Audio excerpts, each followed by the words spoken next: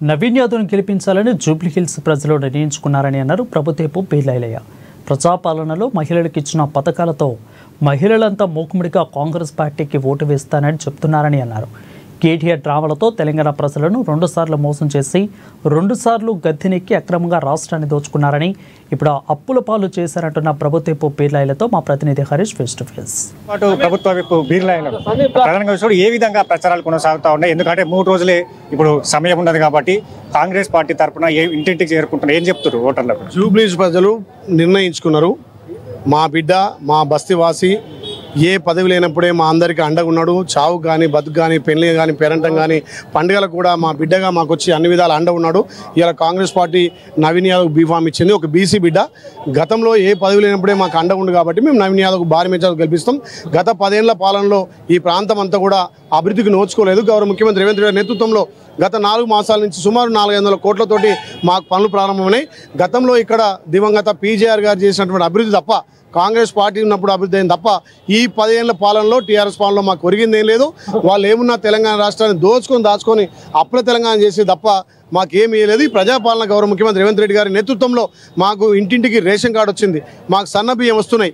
గొప్పోడు తినే సన్న బియ్యాన్ని మేము తింటున్నాం. మా పేద గుడిసెకు అప్పుడు 1000 రూపాయలు 1200 బిల్లు కట్టేది, ఇవాళ 200 వరకు మాకు ఫ్రీగా మేము కరెంటు బిల్లు కడతలేము. మాకు 500కే గ్యాస్ వస్తుంది. మా మహిళలకి ప్రభుత్వం వచ్చాక గౌరవం పెరిగింది కాబట్టి మహిళలంతా మూకుమ్మడిగా మేము కాంగ్రెస్ పార్టీ చేయి గుర్తుకోటేస్తామని వాళ్ళే చెప్తున్నారు. మీరేం చెప్తా ఉంటారు? ఒకవైపు మరోసారి బుల్డోజర్ రాబోతా ఉన్నది, కాంగ్రెస్ పార్టీ గెలిస్తే ఇల్లు కూల్చబోతా ఉన్నది, హైడ్రా వస్తుందని కూడా కేటీఆర్ చెప్తాను.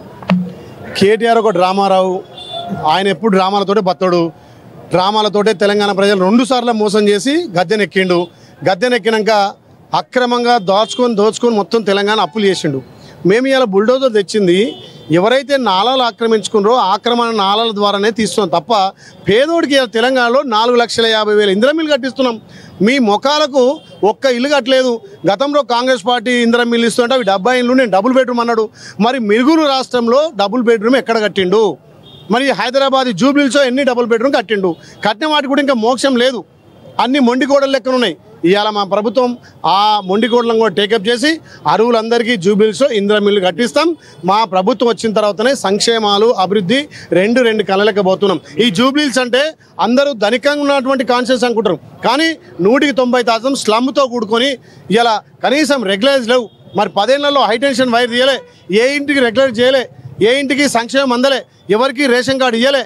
కనీసం మీకు తెలంగాణలో పేదలకు సన్న బియ్యం అనే సోయి లేదు. ఏమున్నా మీ కుటుంబం ఒకటే బంగారం అయింది తప్ప తెలంగాణ ఎక్కడ బంగారు తెలంగాణలో ప్రజాపాలనలో గౌరవ ముఖ్యమంత్రి రేవంత్ నేతృత్వంలో 500 కోట్లు జూబ్లీహిల్స్కు శంకుస్థాపన చేశామంటారు. నిన్న సవాల్ విసినాడు వర్కింగ్ ప్రెసిడెంట్ కేటీఆర్. ఏదైతే చెత్తనా సత్తానా చూసుకుందాం, 10 ఏళ్ళు నేను జూబ్లీహిల్స్ సంబంధించి కూడా నివేదికను తీసుకొస్తా, కాంగ్రెస్ పార్టీ 2 సంవత్సరాల కాంగ్రెస్ ఏళ్లలో ఏం చేసిన అభివృద్ధి పైన కూడా సవాల్ విసిరేంటే సవాల్ స్వీకరిస్తారు. ఆ చెత్త పేరుకుపోవడానికి గతంలో ఉన్నటువంటి ఆ చెత్త మంత్రి ఆయనే కదా, మున్సిపల్ మంత్రి ఆయనే కదా. మరి ఎందుకు నువ్వు సాఫ్ చేయలే? కనీసం రోడ్లు ఎందుకు సాఫ్ చేయలే? కనీసం నాళాలు ఎందుకు చేయలే? కనీసం ఏ గల్లీకి పోతే సీసీ రోడ్లు లేవు. ఇలా మా ప్రభుత్వం వచ్చిన తర్వాత సీసీ రోడ్లు వేస్తున్నాం, డ్రైనేజ్ చేస్తున్నాం, సంక్షేమం అందిస్తున్నాం, ఇండ్లు ఇస్తున్నాం. మీరు ధనిక రాష్ట్రానికి ముఖ్యమంత్రి అయితే మీరు చేసిన అప్పుల తెలంగాణకు ముఖ్యమంత్రిగా మీరు చేసిన అప్పులు, మీరు చేసిన తప్పులు ఒక్కొక్కటిగా సర్దిద్దుకుంటూ సంక్షేమాన్ని అందిస్తున్నారు మా గౌరవ ముఖ్యమంత్రి రేవంత్ రెడ్డి గారు. ఇది ప్రజాపాలన. అందుకే నవీన్ యాదవ్కు భారీ మెజార్టీ ఇచ్చి గెలిపిస్తారు ప్రజలు. 14 తారీఖు సంబరాలు చేయబోతున్నారు. ఇప్పుడే సంబరాలు చేస్తున్నాం. మా ప్రజలంటే 14 దాకా ఎందుకు అవుతాం? మెజార్టీ కోసం ఆలోచన చేస్తున్నాం. రైట్. ప్రధానంగా 10 ఏళ్ల పాలనలో జూబ్లీహిల్స్ అభివృద్ధి కాదుగా రాష్ట్రం అంతా కూడా పాలన కుంటుపడింది. ఇక్కడ డబుల్ బెడ్రూమ్ల పేరుతో కూడా గతంలో ఓట్లు దండుకున్నారు. తర్వాత ఆ డబుల్ బెడ్రూమ్లు కావచ్చు, సంక్షేమం అంతా కూడా మరిచారు, దోచుకున్నారు, రాష్ట్రాన్ని అప్పుల పాలు చేశారన్నట్టు కూడా విప్ బీర్లాయిలే చెప్తున్నారు. 14వ తేదీకి సంబంధించి కూడా కాంగ్రెస్ పార్టీ గెలవబోతోంది. భారీ మెజార్టీతో నవీన్ యాదవ్ గెలవబోతున్నట్టుగా కూడా ఆయన ధీమా వ్యక్తం చేస్తున్నారు. పర్సన్ మనోజ్తో కలిసి హరీష్, ఏఎన్ఎన్ న్యూస్, జూబ్లీహిల్స్ నుంచి.